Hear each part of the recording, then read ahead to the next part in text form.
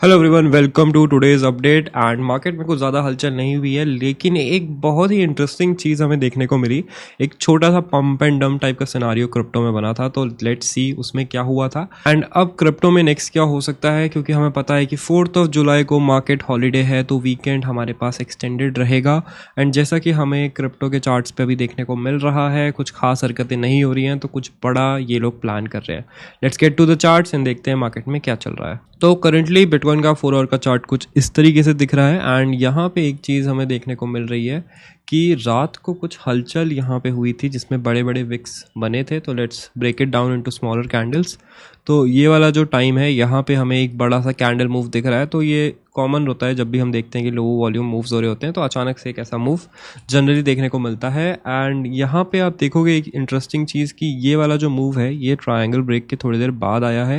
And उसके बाद इस मूव के बाद वॉल्यूम वापस से चली गई। 4 आवर के टाइम पीरियड में इसको दोबारा से चेक करोगे तो एक चीज़ आपको यहाँ पे दिख रही होगी कि ये 20 MA जो है इसको क्रॉस नहीं कर पा रहा है। 20 MA जब भी एज ए रेजिस्टेंस काम करता है तो हम डाउनवर्ड ट्रेंड में होते हैं, हम डाउन ट्रेंड में होते हैं। जैसा कि आप देख रहे होंगे कि हम इस पूरे एरिया में डाउनवर्ड ट्रेंड में चल रहे हैं। मार्केट ऊपर आना स्टार्ट करता है तो ये एज अ सपोर्ट काम करता है, फिर ये ब्रेक होता है तो हमारे ट्रेंड्स चेंज हो जाते हैं। करंटली हम यही देख रहे हैं कि डाउन ट्रेंड हमारा कंटिन्यूड है। अगर ये वाली कैंडल ऊपर जाके बंद होती एंड हम 20 MA को सपोर्ट की तरह यूज़ कर रहे होते, कुछ इस तरीके का मूव होता, तो हम कह सकते थे कि यस मार्केट में थोड़ा बहुत अपसाइड है, लेकिन यहाँ पे बहुत कम चांस लग रहे हैं। अब मार्केट में क्या हो सकता है, मैं आपसे डिस्कस करूंगा कुछ सिनारियोज जिनका आपको ध्यान रखना है। एंड अगर ये वाले सिनारियो होते हैं तो किस तरीके से ट्रेड करेंगे, नहीं होते हैं तो किस तरीके से करेंगे। तो सबसे पहला सिनारियो जो रहेगा हमारे पास वो कुछ इस तरीके से रहेगा। ठीक है, मेरी ड्राइंग पे कोई मजाक नहीं उड़ाएगा। तो कुछ इस तरीके से रहेगा कि मार्केट एक जंप लेगा।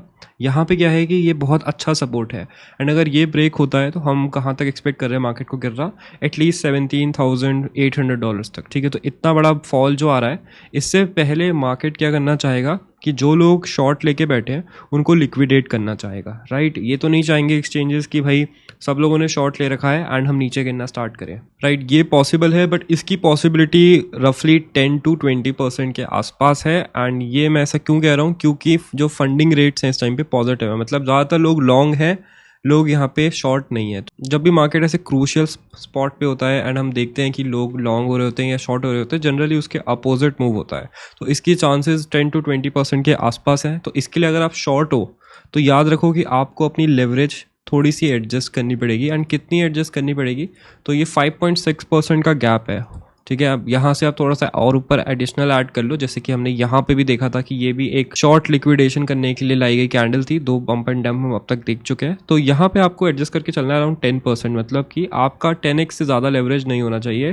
वैसे तो आपका 4-5x से ज़्यादा नहीं होना चाहिए, लेकिन अगर आप बहुत ही रिस्की आदमी हो तो भी 10x से ज़्यादा मत रखना, क्योंकि यहाँ पे लिक्विडेशन कैंडल आपको कंगाल करके जा सकती है। ठीक है, नेक्स्ट सिनारियो क्या है कि हम इस वाले सपोर्ट को ब्रेक करते हैं। ठीक है, अब सपोर्ट ब्रेक किस तरीके से प्ले आउट करेगा वो हम देखते हैं। सपोर्ट ब्रेक कुछ इस तरीके से जनरली प्ले आउट करते हैं कि हम नीचे जाते हैं, उसके बाद हम रीटेस्ट करते हैं सपोर्ट को and then we move forward. तो कुछ इस तरीके से मूव करेगा। अब ये वाला जो ट्रायंगल है ये तो थोड़ा सा एक्सटेंड हो गया है, क्योंकि हमने इसको ब्रेक नहीं करा है, तो ट्रायंगल हम थोड़ा सा एक्सटेंड करते हैं। अब ये 2 पॉइंट्स ट्रायंगल है, तो इतना ज़्यादा भरोसा इसमें मत रखना। ठीक है, अब ये वाला सिनारियो जो है हमने यहाँ पे भी ऑब्जर्व किया था। अगर आप देखोगे ध्यान से, लास्ट टाइम क्या हुआ था कि हम ब्रेक करे थे, फिर हमने थोड़ा अपसाइड मूव किया, देन वी वेंट डाउन। इसको आप याद रखना, लास्ट टाइम भी यहाँ पे आप देखोगे तो एक ट्रायंगुलर पैटर्न बना था। ट्रायंगुलर पैटर्न से क्या साइकोलॉजी है पीछे इसकी, कि हर सब्सिक्वेंट मूव में जो वॉल्यूम है, जो साइज ऑफ कैंडल है वो छोटा हो रहा है। अब साइज ऑफ कैंडल छोटा होता रहेगा तो आपका यहाँ पे ट्रायंगल ऑटोमेटिकली फॉर्म होता रहेगा। आप देख रहे हो कि जिसके ऊपर जाने के चांसेस हैं वो धीरे धीरे कम हो रहे हैं, लोग नीचे ज़्यादा की साइड मूव कर रहे हैं, ऊपर कम मूव कर रहे हैं। ठीक है, तो यहाँ पे जो शेप है आपको ट्रायंगल का बनता हुआ दिख रहा होगा। तो ये हमें बताता है कि जो dominant sentiment according to charts हैं वो बेयरिश हैं। तो इसीलिए मेरा इथीरियम का शॉर्ट अभी भी ओपन है। कल की वीडियो आपको याद होगी तो मैंने कहा था कि मैं नीचे की साइड ऑर्डर्स लगा के छोड़ रहा हूँ इन केस वो एग्जीक्यूट हो जाए। तो मेरे ऑर्डर्स यहाँ पे एग्जीक्यूट हुए थे। 18,910 और $18,800 के 2 ऑर्डर्स थे जो एग्जीक्यूट हुए। इथीरियम के साइड तो कुछ खास हमें नीचे की साइड मूवमेंट देखने को नहीं मिली है। That makes me a lot more hopeful कि हम अब देखेंगे मूवमेंट, बहुत ज़बरदस्त मूवमेंट होगी एक ही बार में। ये तो बस हमारा जो मैनिपुलेशन वाला पंप एंड डंप था वो आया है। बाकी ये सपोर्ट पे इथीरियम बहुत ज़्यादा हैंग आउट कर रहा है, तो एक बार ये ब्रेक होता है तो मेरे शॉर्ट से मुझे लग रहा है काफ़ी अच्छा प्रॉफिट मुझे होने वाला है। तो टेक प्रॉफिट मैं रफली इस एरिया पे रखने वाला हूँ, यहाँ से 990 से 1000 के बीच में।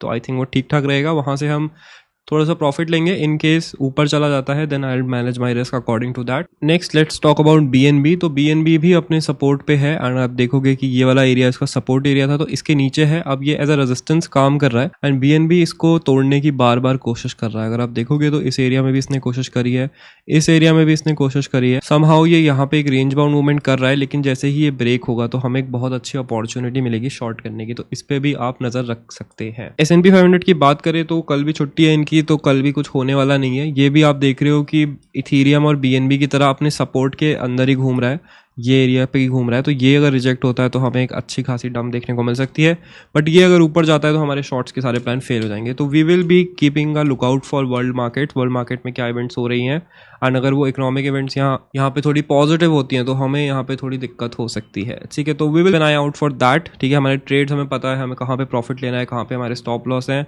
तो हम यहाँ पे ज़्यादा चिंता नहीं करेंगे। लॉस होता है तो लॉस होता है, प्रॉफिट होता है तो प्रॉफिट होता है। I suggest you to keep buying some bitcoin, क्योंकि यहाँ पे जो बीटा है, जो रिस्क फैक्टर बिटकॉइन को खरीदने का, वो काफ़ी कम हो गया है। यहाँ पे जितना गिरने का पोटेंशियल है उससे ज़्यादा यहाँ पे उसका उठने का पोटेंशियल है, लेकिन ये वाला लॉजिक अब बाकी कॉइन्स पे मत यूज़ करना, क्योंकि कुछ कॉइन्स कभी उठते ही नहीं है। So that is it for this video guys. कैसी लगी आपको आज की वीडियो जरूर हमें बताएं। ऑल्सो सब्सक्राइब कर देना अगर आप नए हैं चैनल पे, and if you want to learn technical analysis, हमारा कोर्स अवेलेबल है डिस्क्रिप्शन में। Thank you for watching, I will see you in the next one. बजे रिपीट पे ये बीट, गोरी पैग खींचे नीट, लफ्ज मेरे हथियार, पहली चोट मौके सीन जैसे गिल्टीन, रगो में बहरा निकटीन, नशीला पदार्थ जैसे